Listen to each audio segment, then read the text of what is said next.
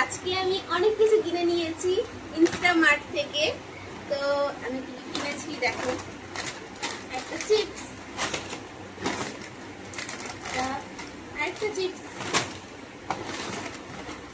আরেকটা চিপস, আরেকটা chips,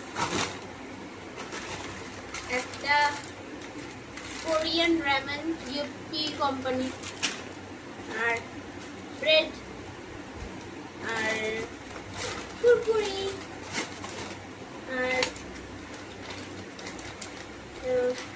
instant pasta এটা, আর হচ্ছে একটা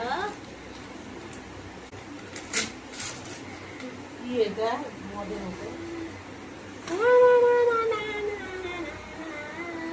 তো দেখো আমি কত কিছু কিনেছি। তো এগুলোই ছিল আজকের